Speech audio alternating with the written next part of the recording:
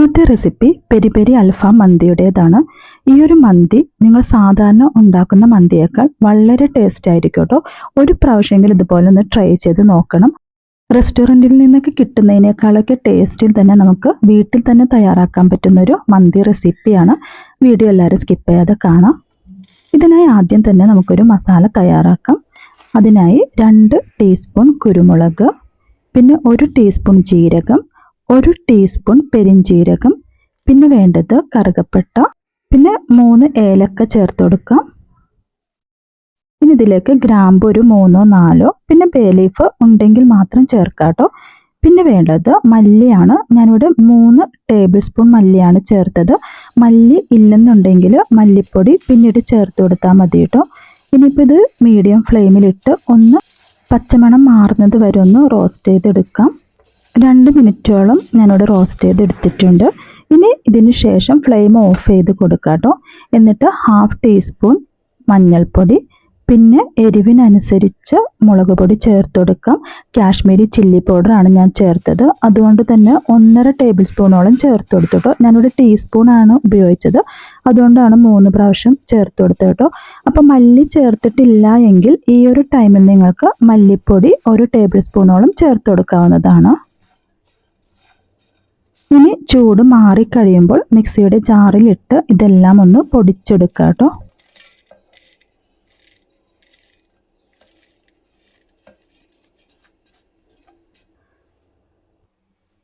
അപ്പോൾ ഇതാ പൊടിച്ചെടുത്തിട്ടുണ്ട്. ഇനി ഇതിലേക്ക് ഒരു സവാളയുടെ പകുതി, പിന്നെ മല്ലിയില, പുതിനയില ഉണ്ടെങ്കിൽ നിർബന്ധമായിട്ട് ചേർത്ത് കൊടുക്കാം. എൻ്റെ അടുത്ത് ഇല്ലായിരുന്നു കേട്ടോ. പിന്നെ ഒരു 10 അല്ലിയോളം വെളുത്തുള്ളി, ഒരു തക്കാളിയുടെ പകുതി, പിന്നെ വേണ്ടത് നാരങ്ങ നീരാണ് കേട്ടോ. ഒരു നാരങ്ങ മുഴുവനായിട്ടും ഒഴിച്ചു കൊടുക്കുന്നുണ്ട്.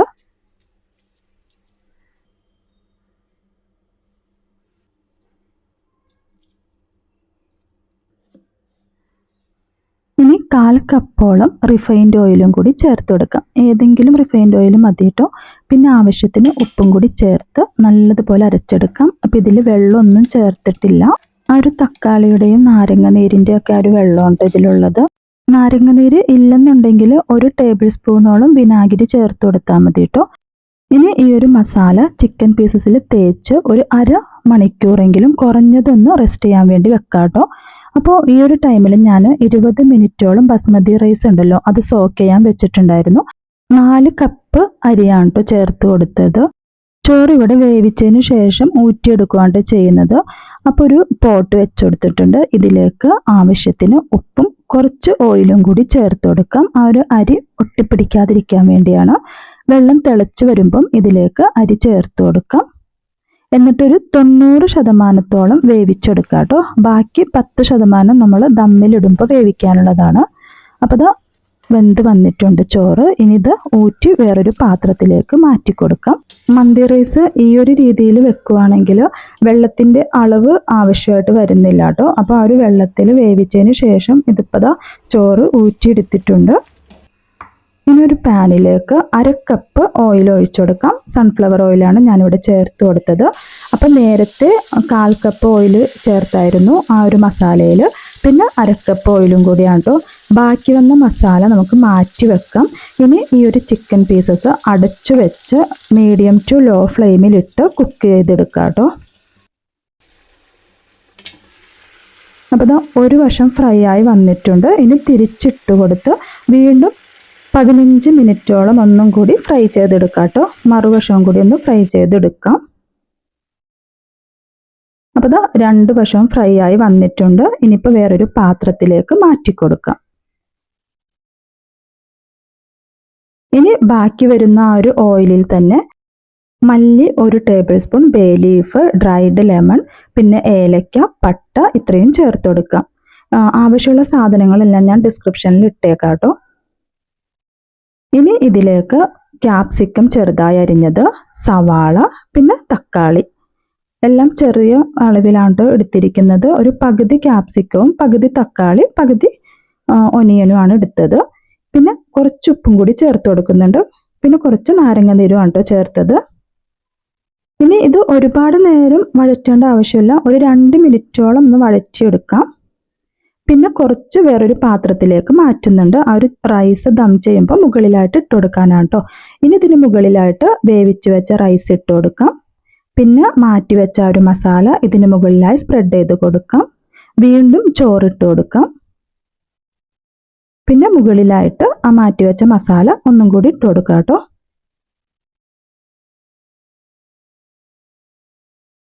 ഇനി 8 10 പച്ചമുളക് എടുത്ത് ഇതുപോലെ ഒന്ന് കുത്തി വെക്കാം.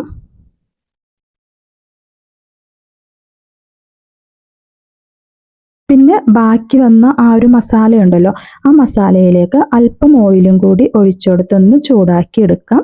പിന്നെ വേണ്ടത് നമ്മുടെ എരിവിനനുസരിച്ച് ചില്ലി ഫ്ലേക്സ് ആണ് കേട്ടോ. ഞാനിവിടെ 3 ടേബിൾ സ്പൂണോളം ചില്ലി ഫ്ലേക്സ് ചേർത്ത് കൊടുത്തിട്ടുണ്ട്. പിന്നെ വേണ്ടത് 1 ടേബിൾ സ്പൂണോളം ടൊമാറ്റോ സോസ് ആണ്. ഇതെല്ലാം കൂടി നല്ലതുപോലെ ഒന്ന് മിക്സ് ചെയ്തെടുക്കുന്നുണ്ട്. എന്നിട്ട് ആ ഒരു ചിക്കൻ പീസസിന്റെ മുകളിലായിട്ടൊന്ന് ബ്രഷ് ചെയ്ത് കൊടുക്കാം കേട്ടോ. ഈ ഒരു ടൈമിൽ ഫ്ലെയിം ഓഫ് ചെയ്ത് കൊടുത്തിട്ടുണ്ട്. അപ്പോൾ ദാ ബാക്കി വന്ന മസാല ഈ ഒരു ചിക്കൻ പീസസിൽ എല്ലാത്തിലും തേച്ച് പിടിപ്പിച്ചിട്ടുണ്ട്. ഇനി ഈ ഒരു പീസസ് റൈസിന് മുകളിലായിട്ട് വെച്ച് കൊടുക്കാം. ഇനി ഒരു സ്മോക്ക് സ്മെല്ല് കിട്ടാൻ വേണ്ടി നടുക്കൊരു പാത്രം വെക്കുക. അതിലേക്ക് ചാർക്കോളും കൂടി കത്തിച്ച് വെച്ച് അടച്ചു വെക്കാം കേട്ടോ. 20 മിനിറ്റോളം ഒന്ന് ലോ ഫ്ലെയിമിലിട്ട് അടച്ചു വെക്കാം. അപ്പോൾ ആ ഒരു സ്മെല്ലെല്ലാം നല്ലതുപോലെ ഇറങ്ങിയിട്ടുണ്ട് കേട്ടോ. ഇപ്പോൾ ദാ ചിക്കനും നല്ലപോലെ വെന്തിട്ടുണ്ട്. റൈസും ഒരു 10% കൂടി ഉണ്ടായിരുന്നത് അതും നല്ലതുപോലെ വെന്തിട്ടുണ്ട്. അപ്പം മസാല എല്ലാം ഇതിലേക്ക് ഇറങ്ങിയിട്ടുണ്ട്. നല്ല അടിപൊളി ടേസ്റ്റ് ആയിരുന്നു കേട്ടോ ഈ ഒരു മന്തി. എന്തായാലും ട്രൈ ചെയ്ത് നോക്കാം. ചൂടോട് കൂടി തന്നെ നമുക്ക് സെർവ് ചെയ്യാവുന്നതാണിത്. അപ്പോൾ വീഡിയോ ഇത്രയേ ഉള്ളൂ. ഇഷ്ടമായെങ്കിലൊന്ന് സബ്സ്ക്രൈബ് ചെയ്യാനും ഷെയർ ചെയ്യാനും ലൈക്ക് ചെയ്യാനും കമൻറ്റ് ചെയ്യാനും മറക്കരുത്. അപ്പോൾ നിങ്ങളുടെ ഫീഡ്ബാക്ക് ഒക്കെ അറിയിക്കുക. അടുത്ത വീഡിയോയുമായി കാണുന്നത് വരെ ബൈ.